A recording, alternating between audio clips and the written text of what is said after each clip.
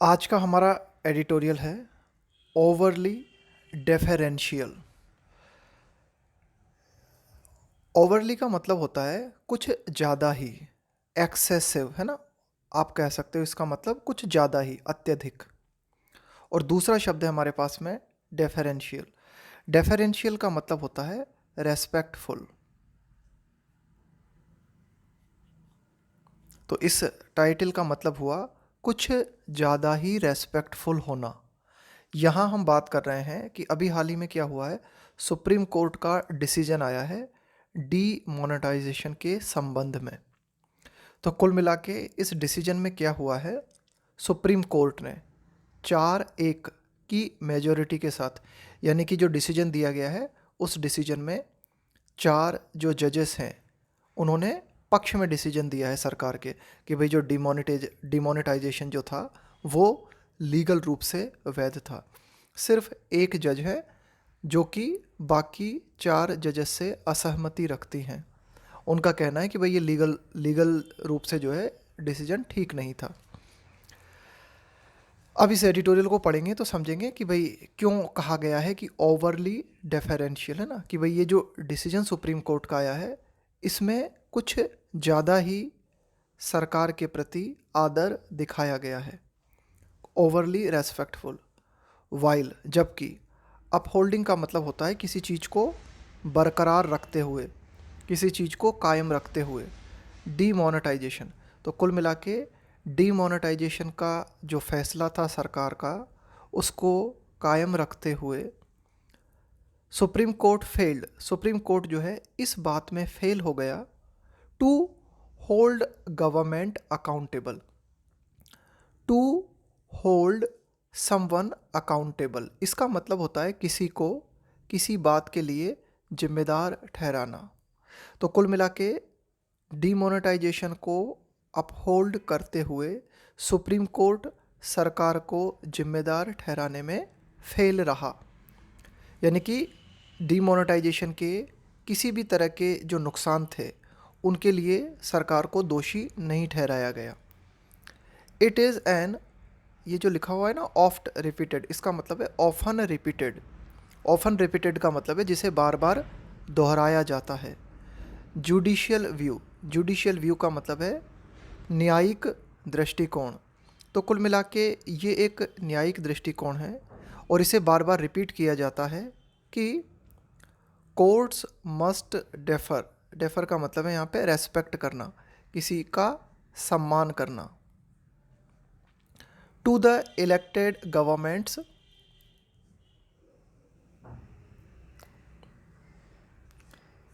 Judgement in matters of economic and social policy, कि सामाजिक नीति या आर्थिक नीति के मामलों में चुनी हुई सरकार के द्वारा जो जजमेंट लिए जाते हैं, चुनी हुई सरकार के द्वारा जो फैसले लिए जाते हैं उनका सम्मान कोर्ट्स को करना चाहिए। ये बात अक्सर जो है रिपीट की जाती है, यानी कि हो सकता है सरकार के जो डिसीजंस हों उनसे न्यायपालिका सहमत न हो, लेकिन फिर भी न्यायपालिका को सरकार के इन डिसीजंस का सम्मान करना चाहिए। देयर इंटरवेंशन, इंटरवेंशन का मतलब है हस्तक्षेप, दखलंदाजी, आर यूजुअली लिमिटेड। तो कुल मिला के सरकार के द्वारा कोई डिसीजन लिया गया और न्यायपालिका को लगता है कि वो डिसीजन ठीक नहीं है, फिर भी न्यायपालिका सरकार के डिसीजन में हस्तक्षेप नहीं कर सकती। उनका जो हस्तक्षेप है वो सीमित है, कहाँ तक, टू इंस्टेंसेस, इंस्टेंसेस का मतलब है कुछ घटनाएं, उन घटनाओं तक या उन बातों तक न्यायपालिका जो है सरकार के डिसीजन में हस्तक्षेप कर सकती है। वेयर एग्जीक्यूटिव का मतलब है यहाँ पे कार्यपालिका, सरकार, डिसीजंस आर पाल्पेबली, पाल्पेबली का मतलब है बिल्कुल क्लियरली, नोटिसिएबली, है ना, जिसे आप नोटिस कर सको। आर्बिट्रेरी का मतलब होता है मन माना, और पेटेंटली इलीगल, एक और शब्द आया है यहाँ पे पेटेंटली। इस पेटेंटली का भी यही मतलब होता है बिल्कुल क्लियरली, बिना किसी डाउट के।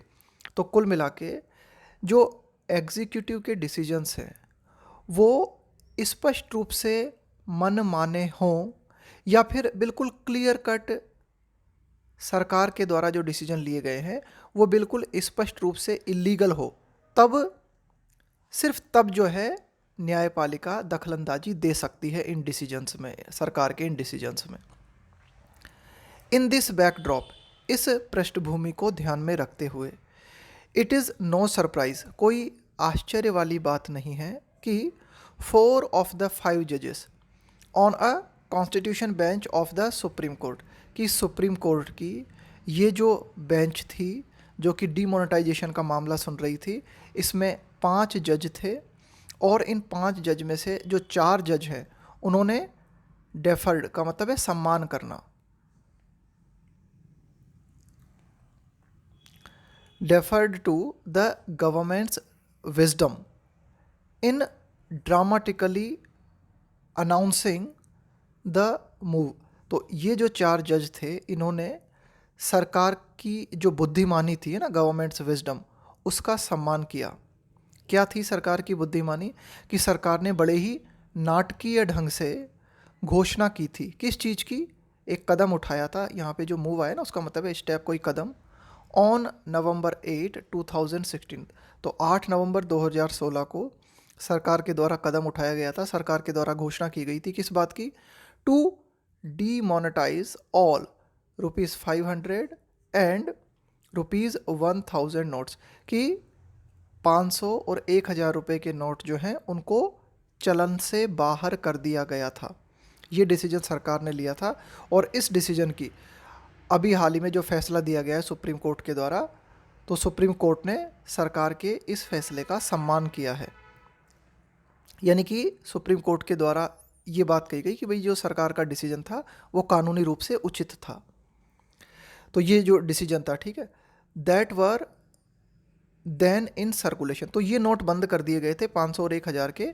दैट है ना, ये दैट आया है 500 और 1000 के नोट के लिए। दैट वर देन का मतलब है उस समय। इन सर्कुलेशन, सर्कुलेशन में होने का मतलब होता है चलन में होना, यानी कि ये नोट जो कि उस समय चलन में थे इन्हें बंद कर दिया गया था।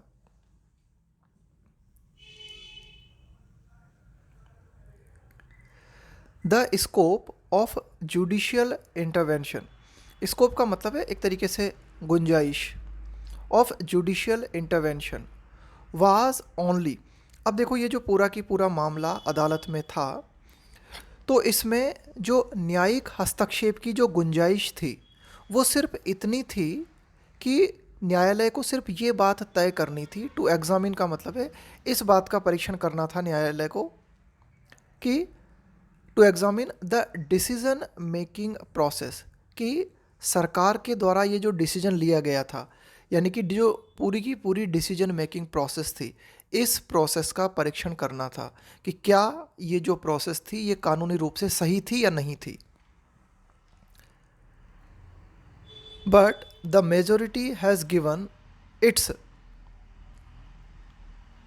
Uncritical endorsement to the process, लेकिन मेजोरिटी यानी कि 5 में से 4 जज जो हैं, यानी कि बहुमत जिनका था, यानी कि मेजोरिटी ने क्या किया है, गिवन, उन्होंने दिया है फैसला अनक्रिटिकल एंडोर्समेंट। एंडोर्समेंट का मतलब होता है किसी चीज़ को समर्थन देना, किसी चीज़ को सपोर्ट करना। अनक्रिटिकल का मतलब है बिना कोई आलोचना किए, टू द प्रोसेस। तो कुल मिला के ये जो डिसीजन मेकिंग प्रोसेस थी डिमोनेटाइजेशन की, इस प्रोसेस की बिना कोई आलोचना किए 5 में से 4 जजेस जो हैं उन्होंने पूरा समर्थन दिया है। टर्मिंग इट, टर्म का मतलब है करार देते हुए, इट यहाँ पे आया है डिमोनेटाइजेशन डिसीजन मेकिंग है ना, डिमोनेटाइजेशन के लिए आया है it.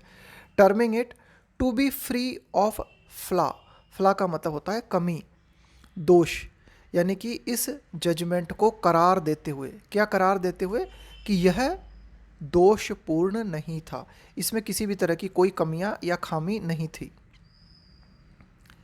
It was upheld the it has upheld the government's power to demonetise notes, कि इस डिसीजन ने जो है, अपहेल्ड का मतलब है बरकरार रखना, कायम रखना, इस डिसीजन ने सरकार की पावर को बरकरार रखा है।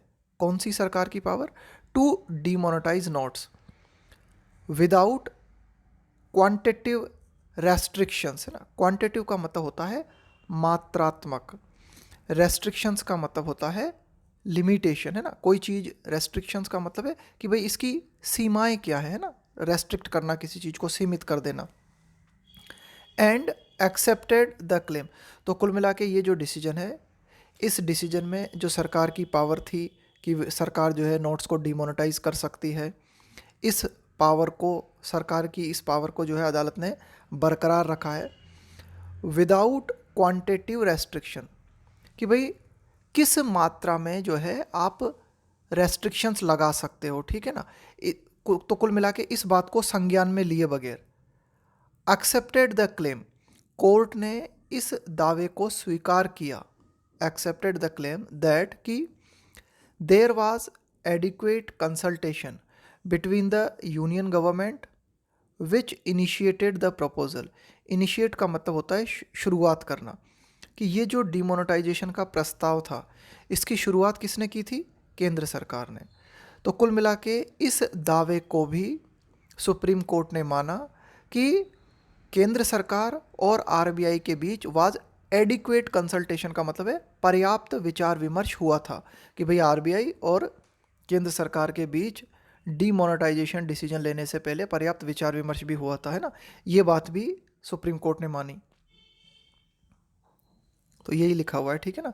ये जो बात कही गई है ना कि adequate consultation between the union government and the RBI.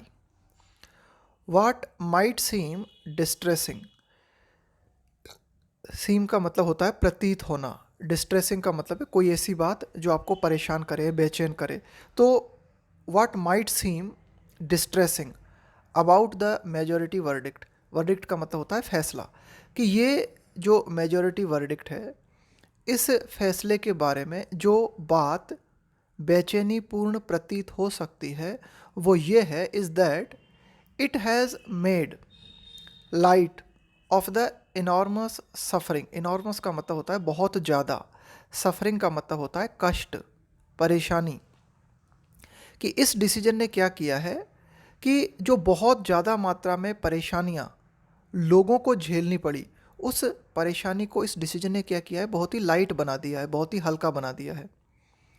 That demonetisation entail, देखो एंटेल का मतलब होता है किसी चीज़ को ज़रूरी बना देना, किसी चीज़ को आवश्यक बना देना, यानी कि डीमोनेटाइजेशन का जो फैसला था, इस फैसले ने क्या किया कि बहुत ज़्यादा मात्रा में इसके कारण लोगों को परेशानियां झेलनी पड़ी, यानी कि लोगों की परेशानियों को इस फैसले ने एंटेल कर दिया, यानी कि आवश्यक बना दिया। तो ये जो परेशानियां थी, उन परेशानियों को इस डिसीजन ने क्या किया है, बिल्कुल ही हल्का कर दिया, लाइट कर दिया उन परेशानियों को। वाइल देयर आर ऑब्जर्वेशंस, कि इस तरह के भी ऑब्जर्वेशंस हमें देखने को मिले हैं, यानी कि कुछ लोगों का इस बारे में ये भी मानना है दैट रिकॉग्नाइज, यानी कि इस तरह की ऑब्जर्वेशंस देखे गए हैं जिसमें इस बात को पहचाना गया है, रिकॉग्नाइज का मतलब है किसी चीज़ को पहचानना, the possibility of hardship and, है ना, द पॉसिबिलिटी ऑफ हार्डशिप, यानी कि जो लोगों की कठिनाइयाँ लोगों को जो झेलनी पड़ी है ना, यानी कि पॉसिबिलिटी ऑफ हार्डशिप का मतलब है कि लोगों को जो कठिनाइयाँ झेलनी पड़ी है ना, इसकी कितनी संभावनाएं थी, तो इस बात को भी पहचाना गया है। एंड दैट की डीमोनेटाइजेशन में have ultimately been a failure, और इस बात को भी रिकॉग्नाइज किया गया है कि ये जो डिमोनेटाइजेशन की पूरी प्रक्रिया थी, ये शायद एक फेलियर रही हो, ये शायद एक असफलता रही हो, इस बात को भी कई ऑब्जर्वेशंस में माना गया है। These are limited by context, limited का मतलब है सीमित होना, कॉन्टेक्स्ट का मतलब होता है संदर्भ, to say these are limited by context, लेकिन ये बातें जो है एक पर्टिकुलर संदर्भ में सीमित हैं। ये कहना, to say neither individual suffering nor errors of judgment can be cited to invalidate, invalidate का मतलब है किसी को अवैध करार देना, है ना, किसी चीज़ को इलीगल करार देना, इनवैलिडेट द एक्शन। नाइदर, न तो इंडिविजुअल सफरिंग का मतलब है कि व्यक्तिगत परेशानी जो झेलनी पड़ी किसी भी व्यक्ति को, नॉर एरर्स ऑफ जजमेंट, कि जो डिमोनेटाइजेशन का जो जजमेंट था है ना, उसमें किसी तरह का कोई दोष नहीं था है ना, nor errors of judgment can be cited. Cite का मतलब होता है हवाला देना, किसी बात का उल्लेख करना, टू इनवैलिडेट द एक्शन, कि डीमोनेटाइजेशन का जो एक्शन था इसको इनवैलिड करार देने के लिए लोगों की जो इंडिविजुअल सफरिंग थी या फिर ये जो जजमेंट था इसमें जो भी एरर्स थी उनका उल्लेख नहीं किया जा सकता।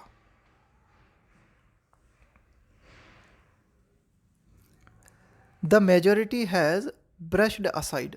ब्रश असाइड का मतलब होता है साइड में कर देना, किनारे कर देना किसी बात को, उस बात को ध्यान में न लेना। सब्सटेंशियल का मतलब है काफ़ी मात्रा में है ना, अच्छी खासी मात्रा में। Substantial arguments based on proportionality. Proportionality का मतलब होता है आनुपातिक, यानी कि प्रोपोर्शनलिटी के सिद्धांत का मतलब होता है कि कोई जो डिसीजन लिया गया है उस डिसीजन से फ़ायदे की तुलना में कहीं नुकसान तो ज़्यादा नहीं हो गया, इसको कहा जाता है प्रोपोर्शनलिटी को चेक करना। तो कई सारे जो आर्ग्यूमेंट्स दिए गए थे डिमोनेटाइजेशन के संबंध में वे प्रोपोर्शनलिटी पे आधारित थे। तो ये जो भी आर्ग्यूमेंट्स थे ठीक है ना, उन सभी आर्ग्यूमेंट्स को कोर्ट ने साइड में कर दिया, होल्डिंग दैट, इस बात को कायम रखते हुए कि demonetisation survives every test for proportionality, कि जो प्रोपोर्शनलिटी का सिद्धांत है यानी कि जो आनुपातिक सिद्धांत है उसे डीमोनेटाइजेशन का जो एक्शन था वो पूरी तरीके से पार करता है। सर्वाइव का मतलब है कि भाई उस चीज़ को बने रहना, ठीक है ना, कंटिन्यू करना किसी चीज़ का बने रहना। यानी कि जो डीमोनेटाइजेशन था वो प्रोपोर्शनलिटी के टेस्ट में पास है, यानी कि ये जो डिमोनेटाइजेशन किया गया इसके जो फ़ायदे थे वो ज़्यादा रहे नुकसान की वजह, है ना। ध्यान रखना, प्रोपोर्शनलिटी का मतलब होता है कि अगर कोई डिसीजन आप ले रहे हो तो इस डिसीजन से फ़ायदे की बजाय अगर नुकसान ज़्यादा हो रहे हैं तो आपका ये डिसीजन गलत माना जाएगा, ठीक है ना। तो देर वाज, हाँ, तो कुल मिला के ये जो फैसला दिया गया इस फैसले में कहा गया कि भाई प्रोपोर्शनलिटी के टेस्ट के अनुसार भी ये डिसीजन सही था। क्या क्या बातें कही गई अदालत की तरफ से?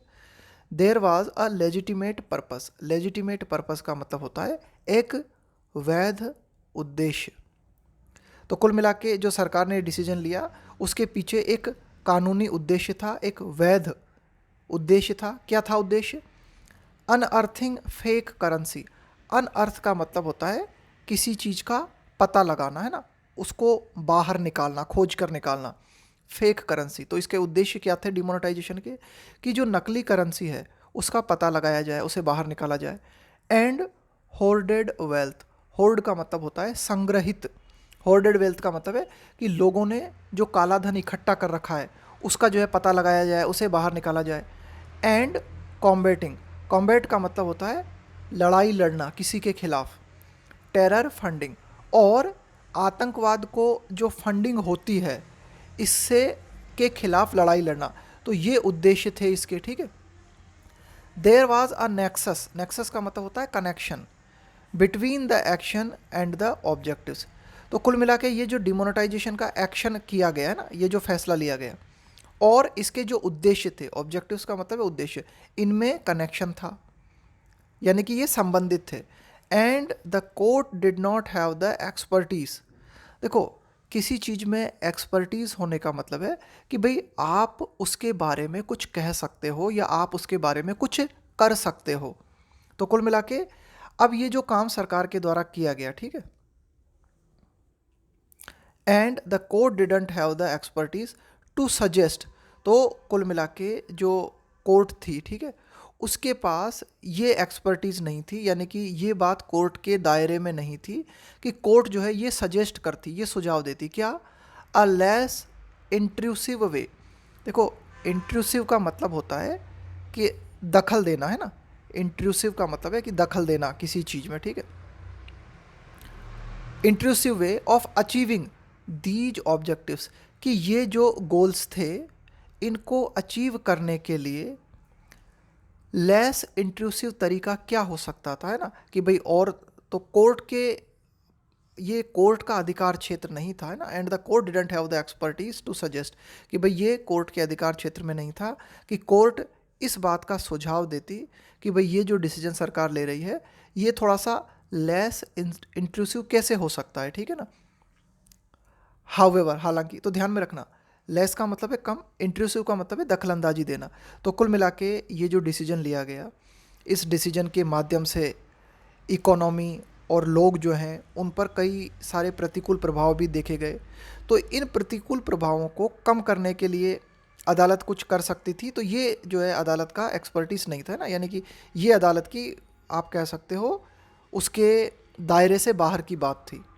हाउएवर, हालांकि, it does not properly address, कि सुप्रीम कोर्ट जो है इस बात का पूरी तरीके से समाधान, एड्रेस का मतलब होता है किसी चीज़ को संबोधित करना, उसका समाधान करना, द क्वेश्चन, कि इस प्रश्न को ठीक तरह से सॉल्व नहीं किया गया है। कौन सा प्रश्न?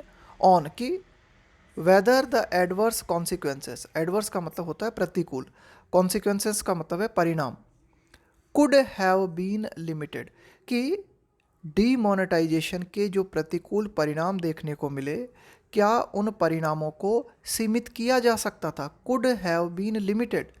तो इस प्रश्न का अदालत ने या सुप्रीम कोर्ट ने किसी तरह का कोई समाधान नहीं किया। इट इज़ अनफॉर्चुनेट, ये बात दुर्भाग्यपूर्ण है कि the court had nothing critical, critical का मतलब होता है आलोचनात्मक रूप से कुछ कहना, to say about the government, कि भाई ये काफ़ी दुर्भाग्यपूर्ण है, अनफॉर्चुनेट है कि कोर्ट के पास कुछ भी ऐसा नहीं था, यानी कि कोर्ट ने आलोचनात्मक कुछ भी नहीं कहा सरकार के बारे में, कि सरकार जो है इस बात के प्रति फेल हो गई टू एंटिसिपेट, एंटिसिपेट का मतलब होता है पहले से अनुमान लगा लेना, पहले से होप कर लेना, कि सरकार जो है ये अनुमान पहले से नहीं लगा पाई, इस बात में सरकार फेल रही। द रुइनस इफेक्ट, रुइनस इफेक्ट का मतलब है बर्बादी करने वाले प्रभाव, है ना, बर्बाद करने वाले प्रभाव। रुइनस इफेक्ट ऑफ एक्सटिंग्विशिंग, एक्सटिंग्विश का मतलब है समाप्त कर देना। The value of 86% of available currency on the economy, कि भाई जो अर्थव्यवस्था है उसके ऊपर क्या प्रभाव पड़ेगा, कि ये जो 86% अवेलेबल करेंसी है इसको समाप्त करने से क्या बर्बादी वाले प्रभाव हो सकते हैं, है ना, रुइनस इफेक्ट। रुइन, किसी चीज़ को रुइन करने का मतलब होता है बर्बाद करना, किसी चीज़ को तबाह करना।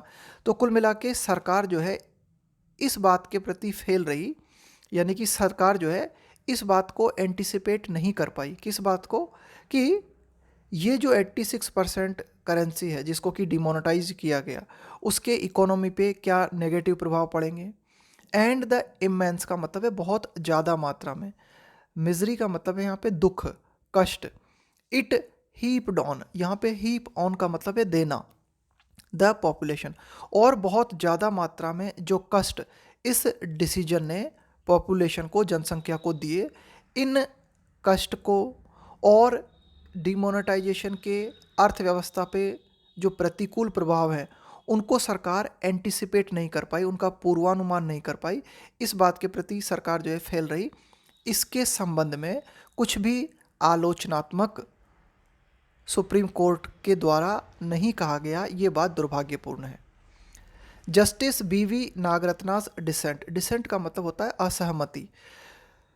तो जो 5 जज थे इस फैसले में, उनमें से 4 जज ने इस फैसले को सही करार दिया है, एक जज हैं उन्होंने इस फैसले को गलत करार दिया है। वे जज हैं बीवी नागरत्ना, वे असहमत हैं सरकार के इस डिसीजन से।